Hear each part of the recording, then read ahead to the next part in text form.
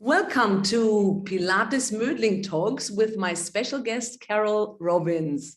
She is a really good movement teacher, and I got to know her through an article she wrote on Pilates Intel, which read, Why I Quit Teaching Pilates. So tell us, why did you stop teaching?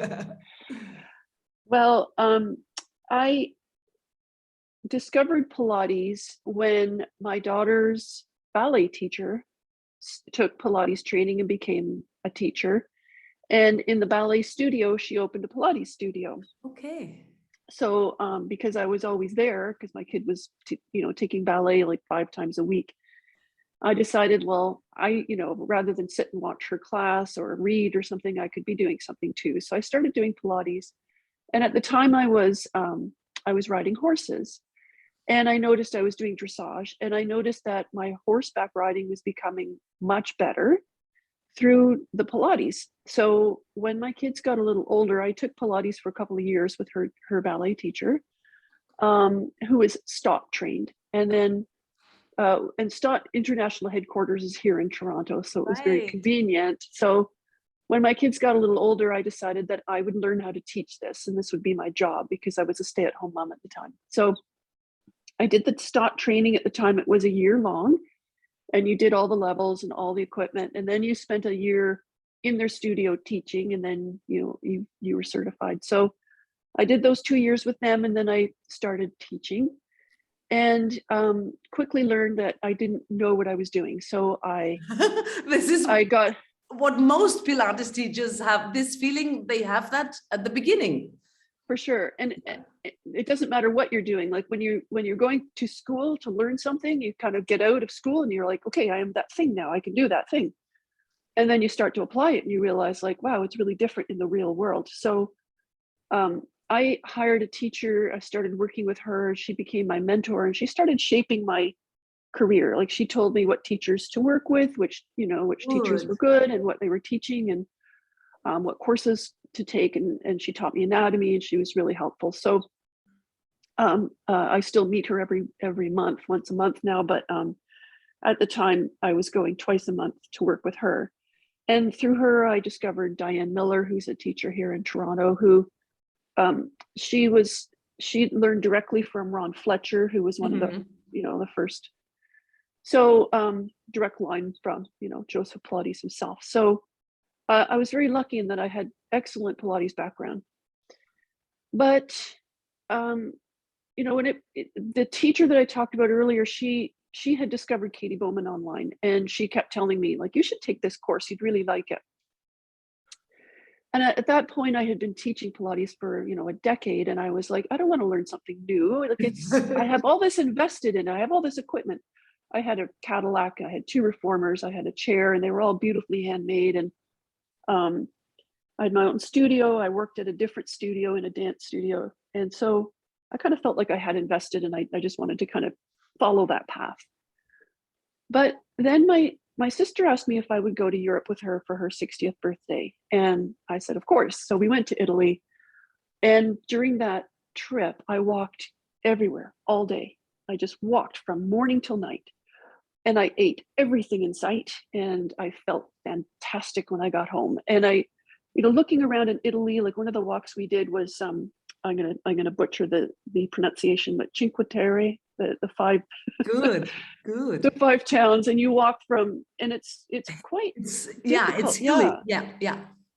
It's good hiking. So that was challenging. But when you walk down from the hills into each town, there would be all the people there. Like, it isn't Disney World. This is people's world. Like, this is where they live. This is their village. So there were people there who do those walks every day. And I would look around, and like one time I saw this old woman, all dressed in black, little old widow, carrying her groceries up this enormous hill.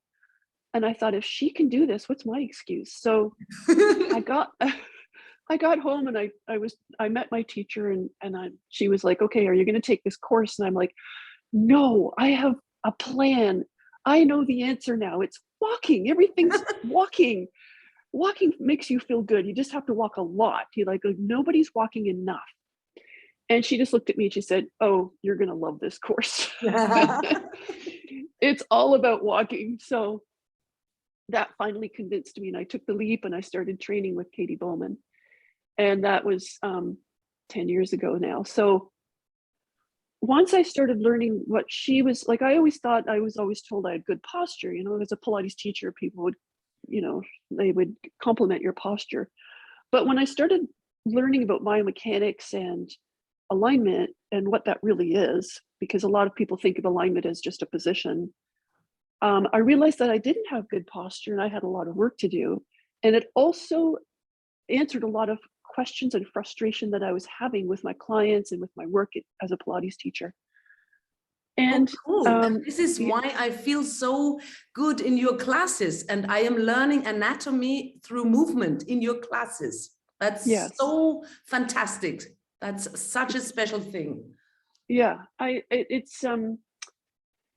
think it's good for people to understand how their body works in a way that they can apply. It's not just like sit in a classroom and, you know, memorize muscles and, and the names and actions and so on, because the muscles don't really matter. You know, if you need to know the names of the muscles, you can look it up.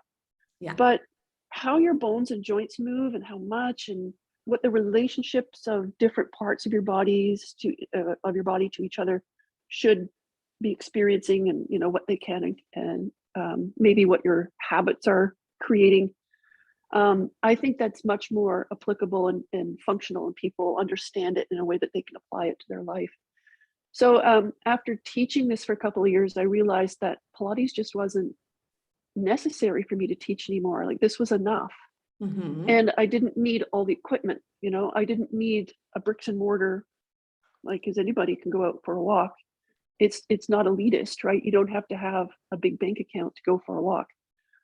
So Pilates, in a way, was, you know, it was kind of, you know, it's definitely more expensive.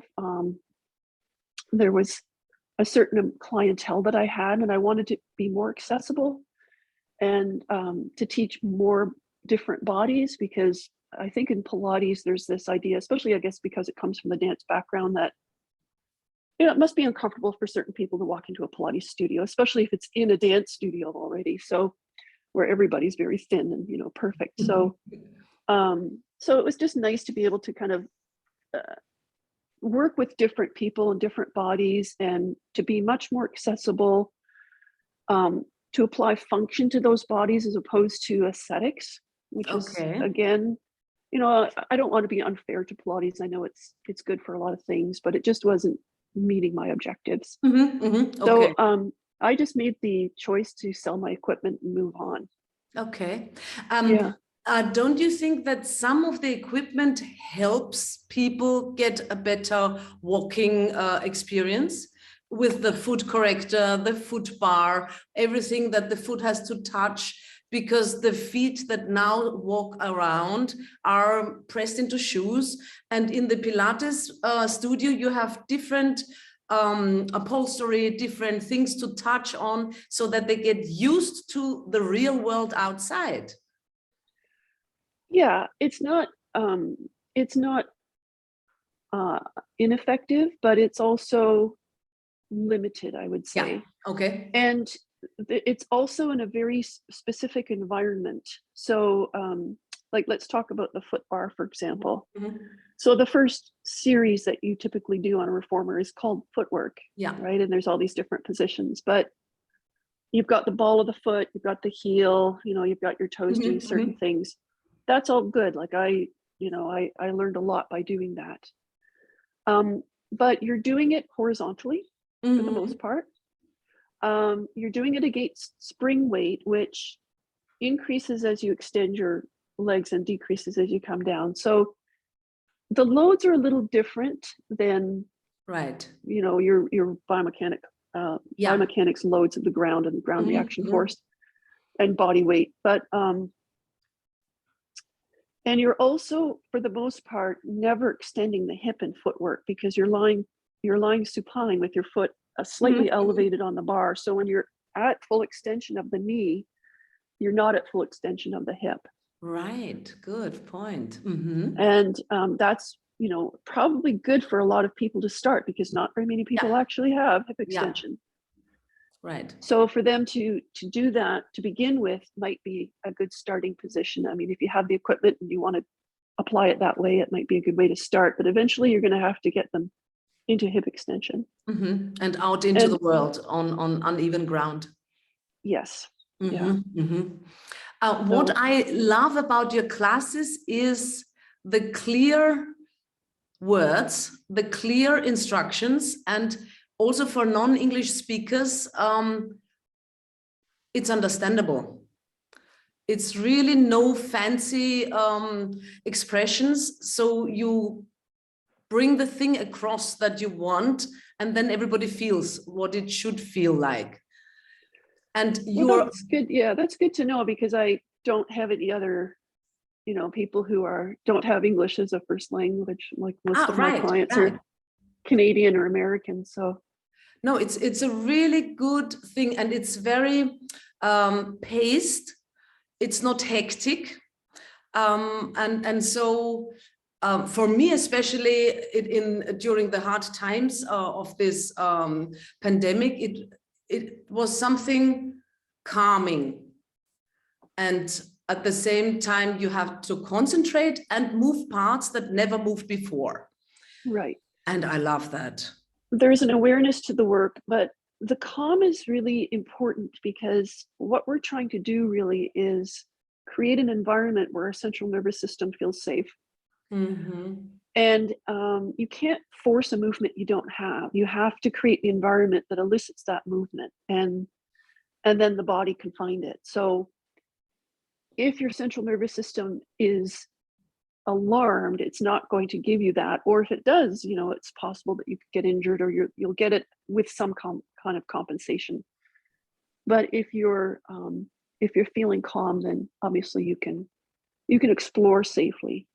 Right. Yeah. And this is a very big point in your teaching. And I'm always saying, don't make a range of motion your guide, because it's all relative to each person. Exactly. And you always give them an alternative. If there's something not available to a person, you tell them to prop up more body parts, or put something else underneath and try another angle. And this is fantastic. This is really good. And I was part of your walking challenge last year, and I read all the comments that people wrote about, I can do now so many kilometers without pain. And this is how it should be. So tell us about your programs, because now I think there's one running for advanced age people. Yes. So my personal story is that I'm 62. Let me think about it. No, I'll be 62 this year. Okay. I can't remember how old I am. You don't look it, so you don't know it. It's good. That's a good sign. I can't remember. Yeah. I think I'm 61 right now, and I'm going to be 62 in June. So I have a parent still living. My father is still alive. He'll be 93 in a couple of months. And his wife, his second wife, my mother, passed away, and his wife is 83. So he's ailing. He has some health issues, and they've been pretty substantial. So he's gone from somebody who was, getting around just fine and driving and, doing all those things, to, being pretty immobile. And his wife as well is, I think they both walk with assisting devices. And they can't get in and out of a chair. They can't go up and down stairs. So they have a stair lift installed and things like that, so they can stay in their home. So it's been very motivating for me to see how fast that occurred, how suddenly and unexpectedly it occurred to them, this lack of mobility, this loss of what they had, how devastating it was for them. And, they didn't feel like they had the control over that loss. And because of my training, I could kind of see, like 10 years ago, how it started, the ball rolling. And so I've decided that as a person, moving into retirement age, and most of my clients are similar in age, that I would make that my focus. Mhm, Is the mhm. idea that if we could do the work now that keeps us more mobile in our 80s and 90s, if we live that long, that's really important. And the things Yes, that we take for granted, like getting up and down from a toilet or a chair or eating, yes. swallowing, Mhm. chewing, uh, using your joints, getting up and down and raising your arms and lifting things, walking, turning, balance, all of those things are so important to maintain. And we can always increase our skill level in those things, no matter what age we're at. Yeah. So, as you know, I have people in my classes who are younger than 50 or 60, Mhm. and it's really heartening to see people like that take this information and notice how important it is, because everybody needs it, right? Yeah. And just because you're young doesn't mean you're good at No, balancing. no, no, no, exactly. Yeah, but it's as you age, it's those things that you don't realize how easy they are to, one day you have them and the next day it's gone. So I decided to make that my business focus. And so I'm actually removing some of those courses from my website now. You'll see some of them kind of disappearing over time. The walking challenge is still there, the foot course is still there. But what I'm going to add, what I'm going to do now is that dynamic aging course. And dynamic aging is a title of Katie Bowman's book, Mhm, but mhm. she spells aging without an E, which is, I guess, the American spelling. Okay. So I spell it with an No E, which, copyright on it. yes, exactly. It differentiates our work a little bit. So I have a dynamic aging course that is based on her book, but also everything that I'm learning. And when people go through that course, it's a month long. We go through it live together. So I'll be offering it 3 times a year. I think March, June, and September is the plan for now. Mhm. And when they finish that course, then they will be invited to join my classes, and I'll start like a new class for beginners, and Okay. then they can keep going with me if they choose. There's no pressure or anything. Mhm, So mhm. Carol, where do the people find you?